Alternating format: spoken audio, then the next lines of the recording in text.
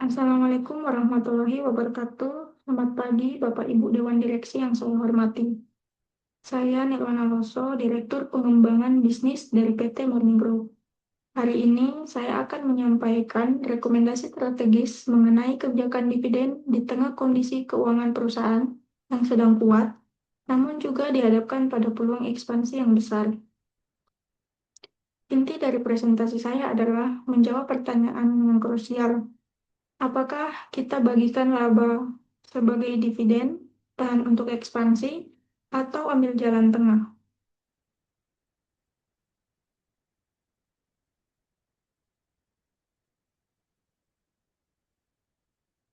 Izinkan saya memaparkan posisi kita saat ini dan proyeksi ke depan. Laba kuat, peluang ekspansi besar. Kinerja keuangan positif bertemu kebutuhan investasi yang lebih besar. Kinerja keuangan saat ini, kita mencatatkan laba bersih tahunan sebesar 50 miliar, meningkat 15% dibanding tahun lalu. Ini adalah pencapaian yang sangat solid. Arus kas koperasi juga sehat, menunjukkan fundamental bisnis yang kuat. Kebutuhan ekspansi, kita memiliki rencana ekspansi untuk membuka 5 cabang baru di wilayah timur Indonesia dan meningkatkan kapasitas produksi. Total kebutuhan investasi diperkirakan mencapai 75 miliar dalam 2 tahun ke depan.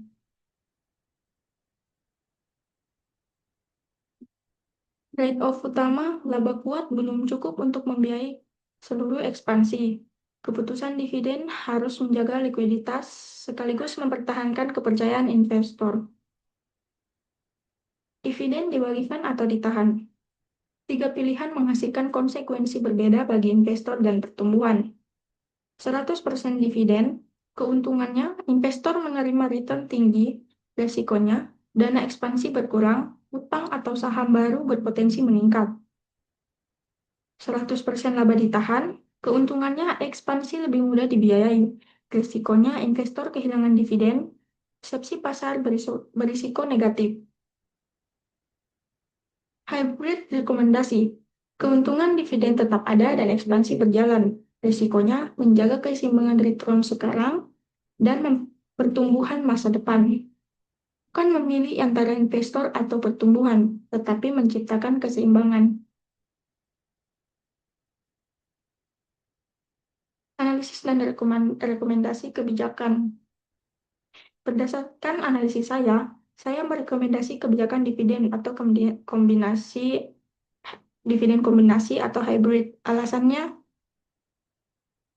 satu, kebijakan dividen kombinasi, kita tetap membagikan dividen namun dengan layout rasio yang lebih rendah, misalnya 30% dari laba bersih atau 15 miliar.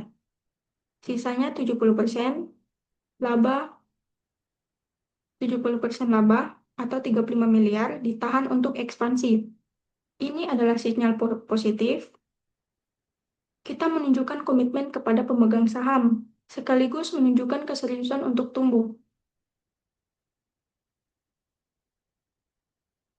30% return sekarang, 70% untuk pertumbuhan masa depan. Ini adalah sinyal strategis. Perusahaan tetap menghargai investor sambil menginvestasikan kembali laba untuk pertumbuhan.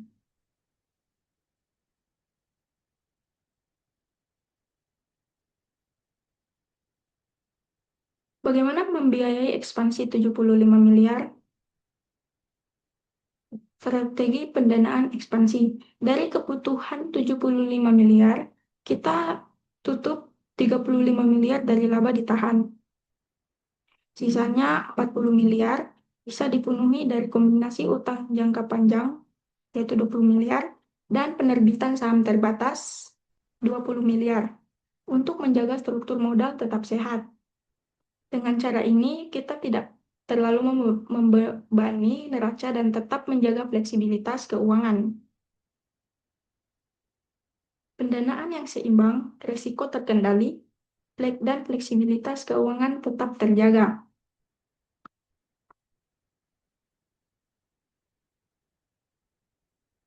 Dampak strategi terhadap stakeholder.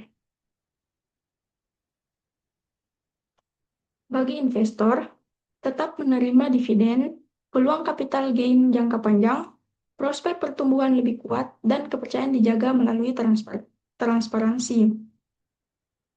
Dampak bagi investor, meskipun dividen tidak setinggi tahun lalu, kita memberikan prospek pertumbuhan jangka panjang. Nilai saham akan meningkat seiring dengan ekspansi yang sukses. Dampak bagi perusahaan, yaitu ekspansi dapat berjalan, kapasitas bisnis meningkat, pendapatan berpotensi tumbuh, dan risiko keuangan lebih terkendali. Ekspansi bisa berjalan, risiko keuangan terkendali, dan kita masih bisa mempertahankan kepercayaan investor.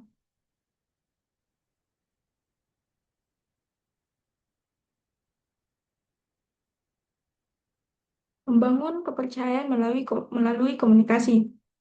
Terakhir, Bapak Ibu, strategi komunikasi adalah kunci keberhasilan.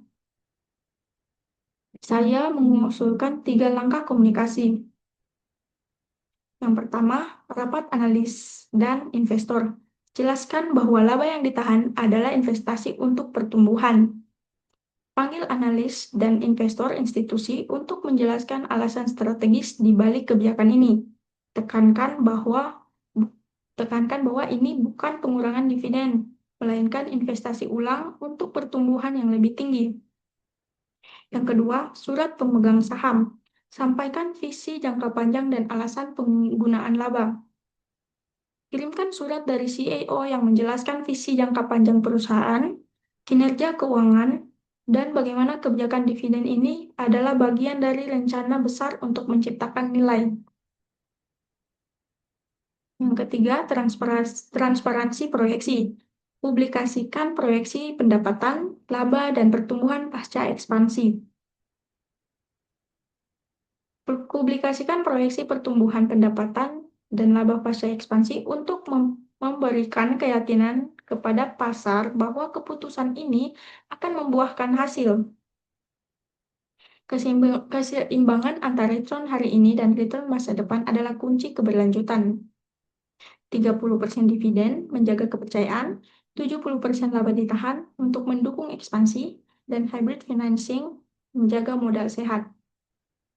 Bapak Ibu Dewan Direksi, dengan kebijakan dividen kombinasi ini, kita dapat memenuhi ekspektasi pemegang saham terhadap pemegang saham, maaf, pemegang saham tanpa mengorbankan peluang pertumbuhan emas di depan mata. Ini adalah jalan tengah yang cerdas untuk menjaga keseimbangan antara return sekarang dan return masa depan. Saya mohon dukungan Bapak Ibu untuk mengadopsi kebijakan ini. Sekian presentasi dari saya. Terima kasih atas perhatiannya.